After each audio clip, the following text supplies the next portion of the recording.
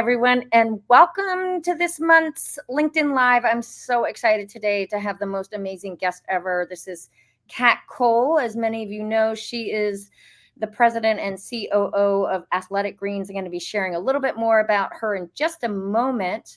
But this month's theme is about bravery, and specifically bravery in the workplace. And of course, with a particular focus around women being brave in the workplace in celebration of Women's History Month. And so along the way, you'll be getting some tips from Kat on leadership, building a strong culture, and infusing some wellness and well-being along the way. Kat, welcome. So excited to have you. Thanks for having me. So Kat, where are you coming from? I live in Atlanta, Georgia. Which is such a great city. And I remember vividly, actually, the first time I went to Atlanta I was a competitive gymnast growing up, and we went down there for a gymnastics meet. And I just remember being so excited to go to Atlanta for the first time. So that city to me embodies excitement. Yes. So for our listeners, as usual, please share where you're coming from. I'm actually right now in Del Mar, California.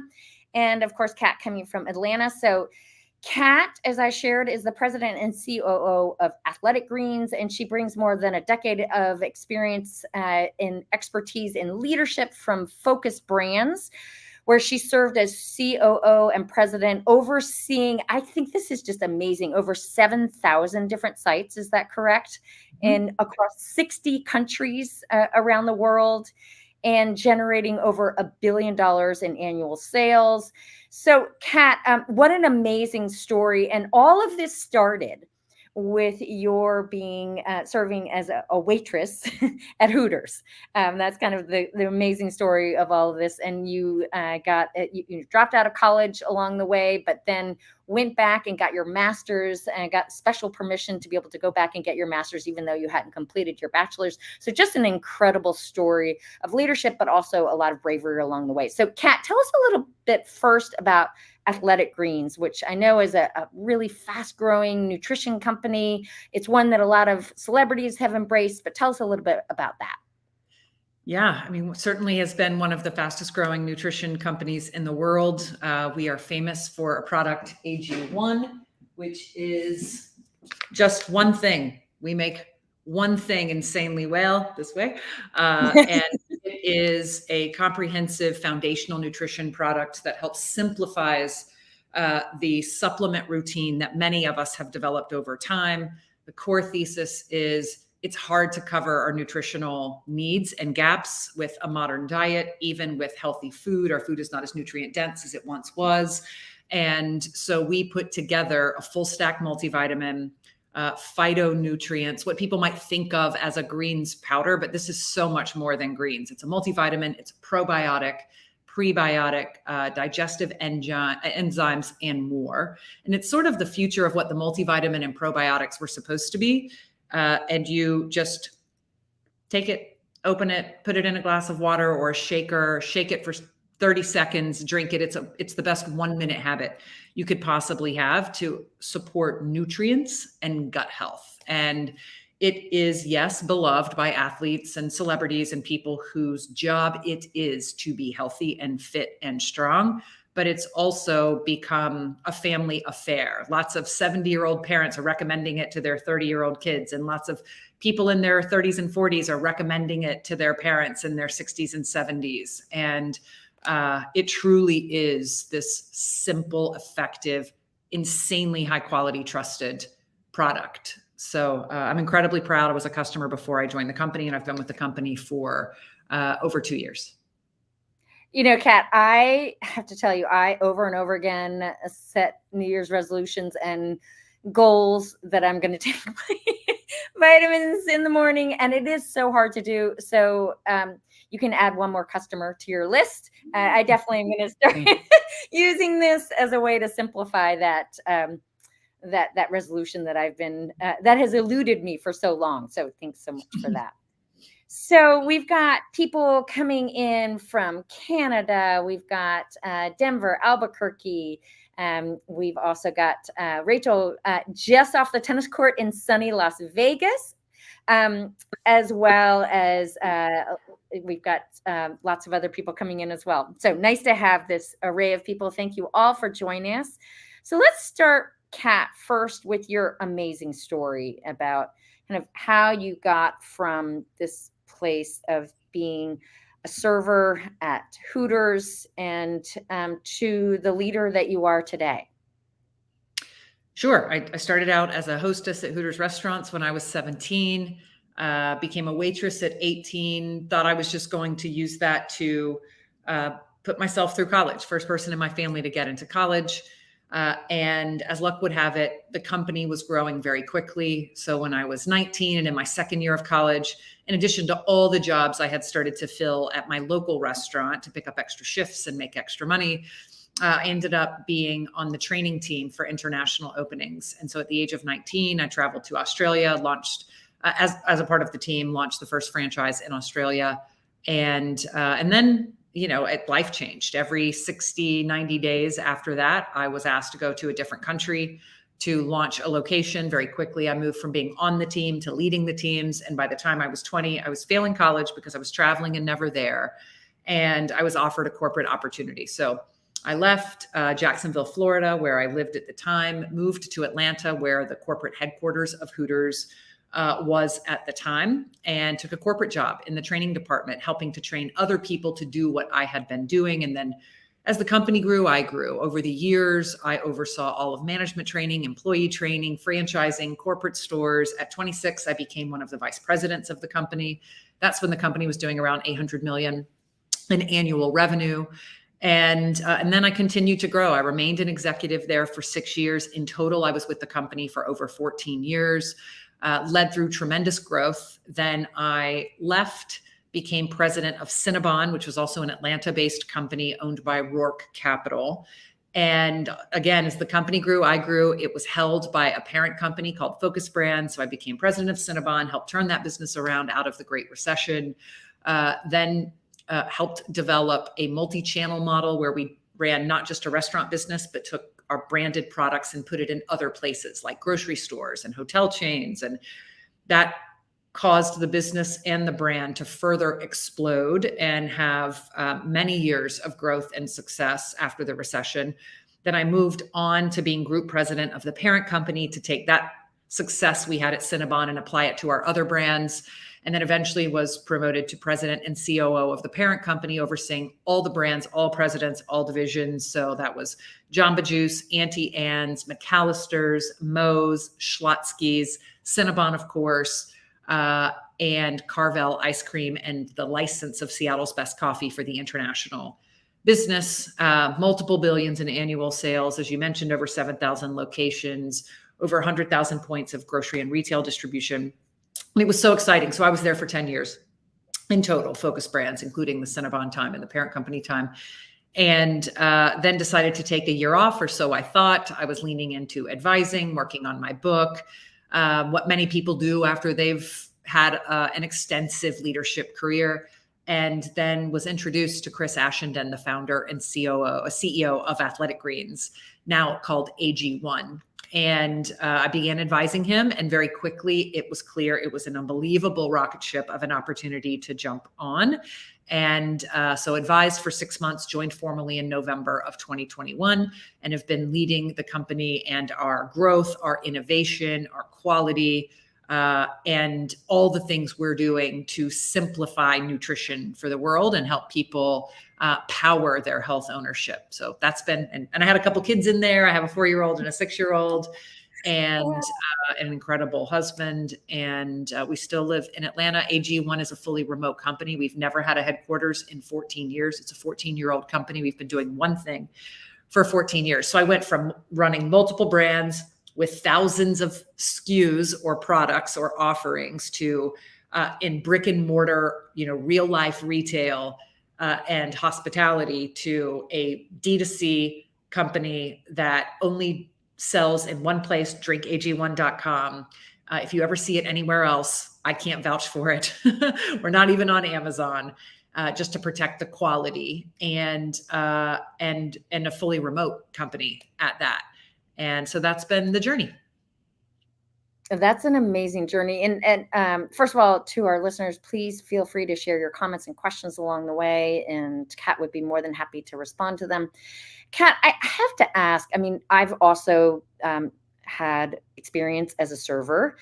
And one of the things that I really experienced as a server is just this feeling of feeling like I was put into a box, and customers would only see me as a server, and I felt that from the managers. And I am just astounded by the way you were really able to reinvent yourself from hostess to waitress to really taking on these incredible leadership roles.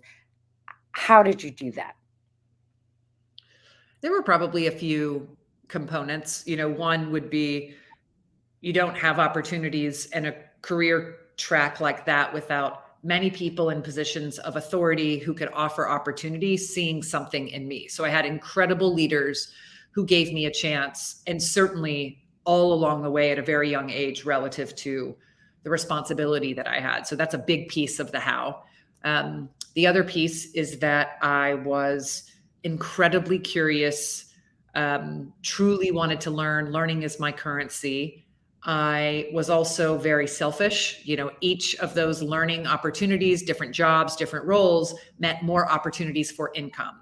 My family was very poor. We left my dad when I was 9. He was an alcoholic. I started working at a very, very young age to support myself and help do things that the family needed. And so really learning new jobs and getting opportunity for growth was also my path to freedom, my path to income, and my path to independence. So I call that like healthy selfishness.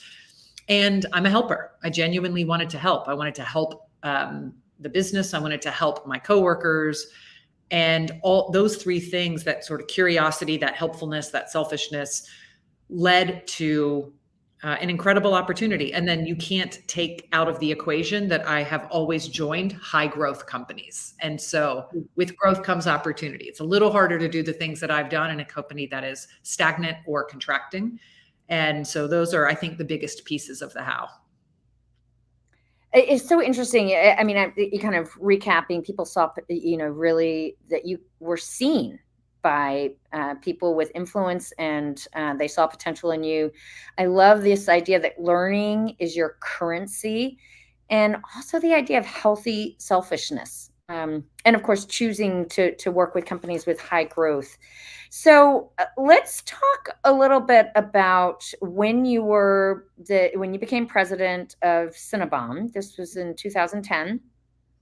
And you began, and I think this really aligns with this idea of being a perpetual learner, or that learning being your currency. Mm-hmm. And you really launched this leadership role with asking 3 questions over and over again.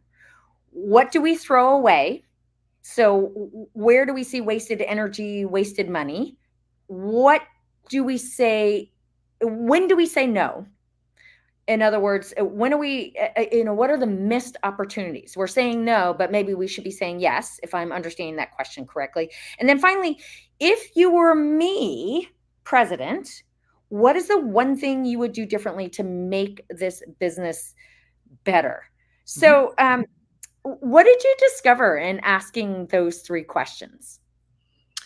Well, I still ask them today in one form or another. And the headline of what I discovered then, what I discover now is I discover the insights that are mineable within the people who I'm asking. So, and that's often a very 360 audience. So customers, in that case, franchisees, team members, vendors. I'm asking a lot of people those questions in a very short amount of time. And so out of those questions come answers that become priorities that then drive actions. And so it's ask, answer, act. Like my meta framework is to ask, answer, and act. And those just happen to be one set of questions that I ask, and then get the answers at scale, and then act on them relative to however the answers create a clear prioritization or urgency. And at Cinnabon, what I discovered was people were throwing away larger portions. People were asking for smaller portions and we didn't have them. And many people felt that we were missing an opportunity to have cheaper and more portable products, which also pointed back to smaller portions. So it was very clear that we had an opportunity to lean into a smaller portion, not walk away from what we were famous for, but add, in order to meet the market where it was, in terms of discretionary income and being in a recession, in order to meet the market where it was as it related to consumption habits and people wanting a little more of a responsible indulgence, as opposed to like a giant cinnamon roll the size of your face, but maybe some smaller ones. And the idea of portability, we were mostly in malls and airports and we didn't have a very portable product. And the competitive set was moving that way. So the answers were there. And anyone who hears the story or who's listening might think, well, that's obvious. Why didn't they do that? But people who are really close to the action often have reasons for wanting to continue to do what they do and resist something new. But if you're a leader, the people who are closest to the action lack two things you have. They lack the perspective or the language to articulate the problem or the solution at scale. They know their piece, they know their experience, but they might not see the bigger signal across the board. And they lack the authority to do something about it in the way that leadership does. So one franchisee might have had an idea, but they can't make that all of a sudden become the reality for the whole company, as an example. Or one team member might have an observation, but it can't necessarily fix the issues that are happening at scale. So it's leadership's job to ask and mine those insights and then find the patterns and then create prioritization and then align resources and actions around them. I love your combination of kind of, I think of the Temptation song, Ain't Too Proud to Beg, but just kind of this sense of like being willing to hustle and do whatever it takes. But at the same time, really positioning yourself as a leader who brings that perspective, who brings that authority. So how are you able to bring both of those together so nicely? Just years of reflection on what the patterns were in behavior and what drove my ability to do things that seemed exceptional, or in what I observed in other people. It just was so clear that those things were the patterns over time. So I want to talk a little bit about, kind of diving a little bit more into wellness. And obviously that's the focus where I'm really focused and where a lot of the people who are listening in are focused. And so, as you know, despite the fact that wellness is the fastest growing industry. And so there's a new app every day. Companies are investing millions in the health and well-being of their workforces. And we've got lots of products along the lines of what you all have. And yet what we're seeing is that our collective health and well-being actually seems to be going in reverse. That is, it just seems like there's an inverse relationship between all of this money and talk about wellness and our actual health and well-being. So for starters, if only each of us were to eat healthy, get active, don't smoke, collectively, we could prevent between 70 to 90% of the major chronic diseases. Less than 3% of Americans do this, despite the fact everybody knows they should. So what does AG1 hope to do to crack the code on that? We hope to make an impact on one piece of pillars of health, right? No one company can save the world. Clearly, to your point, if there is an abundance of information and an abundance of access to tools and resources, yet the behaviors in many cases aren't improving on the whole, or the outcomes aren't improving, then a single product isn't going to magically change that. So for us, we have chosen to focus on the pillar of health that is nutrition. There's lots of others: sunlight, exercise and movement, sleep, relationships and community. Nutrition is one critical pillar. So that's our focus. And then within nutrition, you have all kinds of issues and opportunities for improvement and impact. And one of them is diet, right? The food we put in our body, not diet as in a diet, but the actual like food diet that we are on, what we put in our body. And there's a range of, there's a health ownership journey, and everyone is on at a different point in that journey, but most people are on the journey. Most of us, once we learn things and hear things about ourselves, about health, we can't unlearn them. We don't unsee that report at the doctor. We don't unsee that scan. We don't unhear that really cool statistic on the podcast. And so there's no shortage of information. And given that things like Peter Attia's book on longevity, Outlive, became a New York Times bestseller for weeks and weeks and weeks, that is a very scientifically sophisticated book. And yet it's a New York Times bestseller. It's not a novel, right? It's not entertainment. It is a serious book on how to improve health span. That tells you something about the appetite for information. And a piece of what he talks about, and many thought leaders on health span and being healthier, is the nutrition pillar. And so let's just double click on that. It's the food we put in our body. It's what it is. It's how much. It's at what times. But the other piece that's an interesting dynamic that is far beyond the average person's control is the nutrient density of our food. Mm-hmm. And our soil is not as nutrient dense as it once was in most developed countries. Now, of course, if you have your own farm, your own garden, you can speak to the quality of the density of nutrients in your soil. Maybe you're an exception. But for the average person who's buying food from stores, and even an occasional visit to the farmer's market, you would have to eat some wild multiple number of apples to get the nutrient density of an apple just 50 years ago. And that's true for beef, it's true for fish, it's, etc.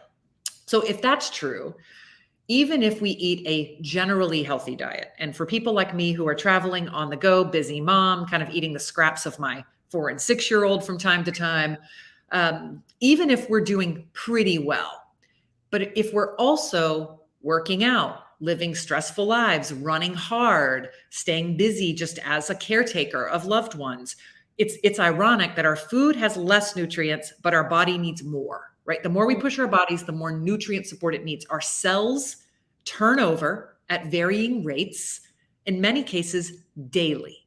And so every day there is a new opportunity to put the good stuff into those cells. Ideally, that comes from food. But even if you put the good stuff in, there are still gaps. So for some people, it's hard for them to eat as healthy, as much fermented foods, so good probiotics, as much fruits and vegetables, so great phytonutrients, et cetera, et cetera. They don't get all the vitamins and minerals they might need. And so many people in the past were told, take a multivitamin, right? That's not a new idea. Supporting your nutrients isn't a new idea, but doing it in a way where it is most effectively absorbed by the body, where you're going to be able to make it a habit and be consistent, because we need it just like working out. You can't work out once a month and be fit. You can't even work out once a week necessarily and get what most people need. It's habits. It's the daily or almost daily routines that make a difference. And so first, there's the case for supplementation, like eat a healthy diet, food first. Our product is not a food replacement. It is a nutrient and gut health support supplement. So eat as healthy as you can. On top of that, instead of trying to keep up with separate pills and powders, which most people cannot do, certainly not me, it also costs you more. It's also bad for the plant. This is why people don't stick with it. To your question, why don't we stick with it? It's expensive. It's hard to keep up with it. It's hard to do it in combination. We might not know how, when, and where, but if most of what we need can be put in one step at the highest quality with the best research, that so you know something is happening in your body, whether you feel it or not. Lots of people feel it. Some may not. We've got the science that says, here's what's happening in your cellular turnover. Here's what's happening in your gut. Here's what's happening with mineral absorption. It's all better with this. This idea of something easy, trusted, so the certifications, the safety, the research, and effective is what's missing in the nutrition support market. I know lots of people who take tons of pills and powders, and then they take their blood test again and they don't feel better. They don't notice anything different, and their body's not changing. Some of that has to do with form factor. Some of it has to do with quality. It might also have to do with lack of synergy. Vitamins, minerals, phytonutrients, they need each other to be effective, like a meal. Imagine that, something that's like nature. And so what is missing in the marketplace is a series of solutions. Again, this doesn't fix everything you mentioned, but the piece where we come into play is simple, trusted, researched quality, and effective. And the fact that it's one thing done in 1 minute, like one scoop, 1 minute, once a day, it helps people stick with it. And there's something about that. And most of our customers, most of us drink AG1 first thing in the morning. You can't control the rest of your day. You can control how it starts. And so this idea of a morning habit to get most of my nutrient support, to support my gut, to cover some of my nutrient gaps in what I hope is still an incredibly healthy diet. I have more energy, I have better digestion, I have more calm, I have better bodily system support. And so that's what we want for our customers. And again, what we're seeing is it becomes a family affair. An adult takes it and feels better, and then they tell their mom or their dad. And then all of a sudden we have people on a family plan, or someone who's in their 60s tells their 20 or 30-year-old athlete daughter because they know she's pushing herself, or their father who has navigated a health crisis and needs simpler solutions. So for us, simplicity, quality, and effectiveness, which is very difficult to find, especially in the supplement space that is full of hype, full of confusing options, and full of companies that are more marketing than substance. And we're both. We market very effectively, and we're the good stuff. So the idea that we each need to pick our lane as opposed to trying to be a one-stop shop for everything. And you all have devised something that's, and this is, good roadmap for all of us to be thinking about. It needs to be easy, needs to be trusted, and it needs to be effective. All great advice. So we've got a comment here from Crockett Dale. Often in health and wellness where there is mystery, there are large margins. So perhaps channeling your curiosity, leaders like you and Laura can challenge the status quo. Thank you, Crockett, for that. Great to get that. So I want to wrap us up in our last couple of minutes here and just talking, there's so much research showing that when women like yourself are taking on these leadership roles, that it benefits obviously not only them, not only other women. You really provide a pathway for other women to follow, but it benefits everybody across the organization. It benefits the bottom line. So just a few of the many things that the research is showing: female leaders demonstrate more transformational leadership styles, it has been shown. They're more likely to embody what's good in the organization and inspire people to go along with the mission. They improve team collaboration, and they also increase the sense of perceived fairness. So thinking about what women can do, and really speaking to our women who are listening here either right now or in the future, what would be the top 3 takeaways you would recommend for them? One, first and foremost, take care of your health. You can't, we were just talking about it, but you can't lead others effectively if you are depleting yourself as a human. And it is very easily to deplete yourself as a human when women tend to have more family responsibilities. Women tend to have a lot of other assumed responsibilities in the world. And in addition to looking to pursue whatever it is, the career pursuits that you might have, I cannot stress enough, you must own your health. You must advocate for yourself. You must save the space to take care of yourself. You must have boundaries that allow for and this is coming from, again, someone with a 4 and a 6-year-old. And I know that boundaries can be very hard to come by, but there are ways to create them, no matter the budget, no matter the lifestyle. So that is number 1. Anything else I say is pointless if you are driving yourself into the ground. Whatever success you have, it won't last long if you're driving yourself into the ground, because you'll end up in the hospital far more quickly.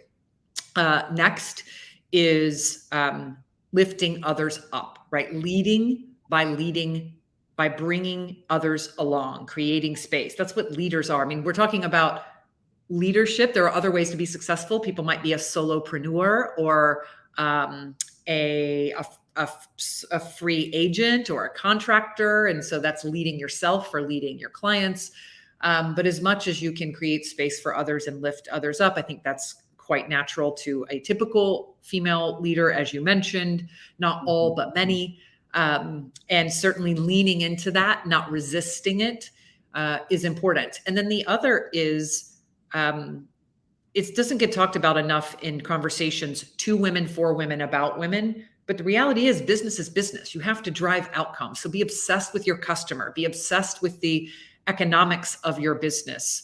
Don't feel that the inclination or the perception of being a woman leader in business means you can't or shouldn't also be hardcore about the fundamentals of your business. And you can be all these things. And many are. And so be obsessed with your customer and the economics of your business and use that to make effective decisions.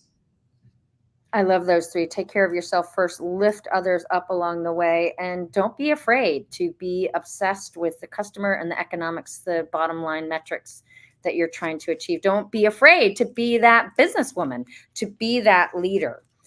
So, want to know, first of all, how people can follow your work as we wrap up here. So what's the best way that people can follow you? Certainly, follow AG1. So our site is drinkag1.com. We're drinkag1 on most socials. I'm Kat Cole on LinkedIn and Kat Cole ATL on other social platforms. So happy to answer DMs or questions anytime. And if anyone has questions about AG1, don't be afraid to ask. And we will be reconvening, everyone, on April 24th, 10 to 10:30 Pacific time. Next up is Ryan Wolf, formerly with Gallup, and we're going to be looking at lessons from Gallup on living a great life. Kat, I want to thank you so much for being our guest today. You were amazing, and thank you to everyone who joined us today. We will see you next month. Thanks so much. Thank you.